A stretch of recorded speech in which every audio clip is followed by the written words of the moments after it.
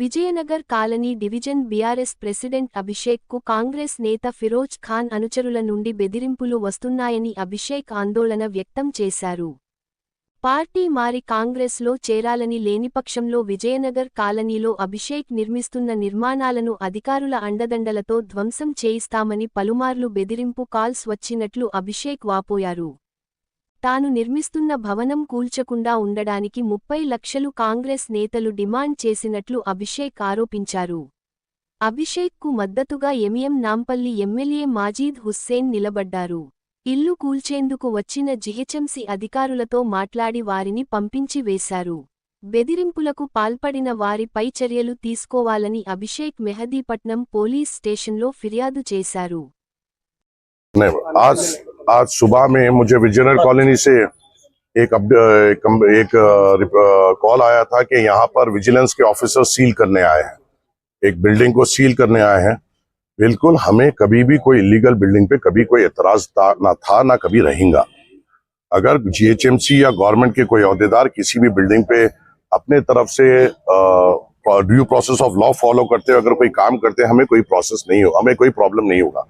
और ये जो पर्टिकुलर बिल्डिंग है इसमें जो 3 कंप्लेनर्स है, सबसे पहला कंप्लेनर है वसीम, जो कांग्रेस पार्टी का नॉमिनेटेड मेंबर है गुडी मलकापुर फ्लावर मार्केट में। एक है असद, जो यहाँ का जो कॉन्टेस्टेड कैंडिडेट फिरोज है उसके साथ रहता, जो रहता सरदार बेग साहब की दरगाह कर, और ये वसीम रहता सीतारा बाग में। और एक प्रवीण बोल के कंप्लेनर है जो फिरोज खान के साथ रहता, जो रहता संतोष नगर कॉलोनी में। ये तीनों कंप्लेनर्स का इस कॉलोनी से दूर दूर तक किलोमीटर तक कोई रिश्ता नहीं। ये लोग एक एक्सटॉर्शन रैकेट पूरे नामपल्ली में चला रहे हैं।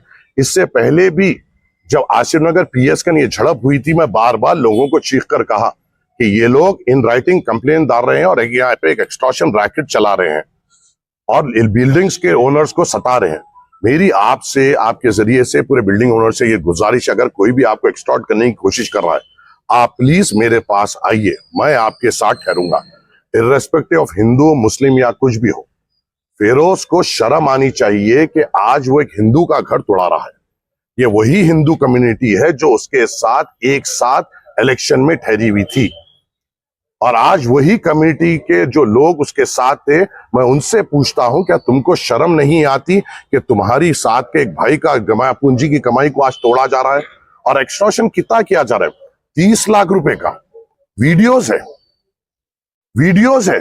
वो असद और उसके दूसरे लोग आके यहाँ के जो ओनर है अभिषेक, उनसे बात करे, कहा यह जा रहा है कि ये बीआरएस कैंडिडेट है, बीआरएस पार्टी से ताल्लुक रखते हैं, और इनको दबाव डाला जा रहा है कि तुम कांग्रेस में शामिल हो। आप विजयनगर कॉलोनी डिवीजन प्रेसिडेंट। ये तरीका होता है किसी को अपने पार्टी में लेने का? तरीकेकार ये होता है कि अखलाक से अपना काम करे और वो अपने खुद से आए। और आज यहाँ पे అందరికీ నమస్కారం అండి. నా పేరు అభిషేక్. నేను టీఆర్ఎస్ పార్టీ డివిజన్ ప్రెసిడెంట్. అంటే ఉమెన్కి వచ్చింది కాబట్టి మా అమ్మగారిని కంటెస్టెడ్ కార్పొరేటర్ కూడా ఉండే ఇవాళ నాకు వచ్చే టికెట్ రిజర్వేషన్లో ఉమెన్ రిజర్వేషన్ కాబట్టి మా అమ్మకి ఇప్పించి నేను కాంటెస్ట్ చేసిపించిన. ఈరోజు 10 ఏళ్ళ నుంచి నేను పార్టీ ప్రెసిడెంట్ ఈయనే ఉన్నా. 5 ఏళ్ళ తర్వాత కూడా మళ్ళీ జిహెచ్ఎంసీ ఎలక్షన్లో కూడా నేను ప్రతి దాంట్లో పాల్పంచుకున్నా. నేను టీఆర్ఎస్కే పనిచేస్తా. నేను టీఆర్ఎస్లో పుట్టిన వాటి కార్యకర్తని. నాకు ఎన్ని ఆఫర్లు వచ్చినా, నాకు ఎంత బెదిరింపులు వచ్చినా, నాకు ఎంత ఏమైనా కూడా నేను టీఆర్ఎస్లోనే ఉంటా కూడా. కేసీఆర్ బాటలో నడుస్తా. ఈరోజు నన్ను కావాల్సుకొని నా మీద ఎక్స్టార్షన్ చేసుకుంటా. ఈడ చుట్టుపక్కల 20-30 బిల్డింగ్లు ఉన్నప్పటికీ కూడా ఖాళీ టీఆర్ఎస్ డివిజన్ ప్రెసిడెంటే. అది లీగల్ ఇల్లీగల్ అనేది కోర్టు పరిధిలో ఉన్నది. కోర్టులో ఆల్రెడీ కేసు నడుస్తున్నది. కోర్టులో నడిచే కేసుని పక్కకు బేఖాతరు చేసుకుంటా ఈరోజు ఫిరోజ్ ఖాన్ వాళ్ళ టీం అందరు కలిసి నాకు ఎక్స్టార్షన్ చేసిన నా దగ్గర వీడియోలు ఉన్నాయి. నన్ను సంపుతా అని చెప్పి తిరుగుతున్నారు. నేను ఎట్లా బతికి చూస్తారో అని చెప్పి చూస్తున్నారు.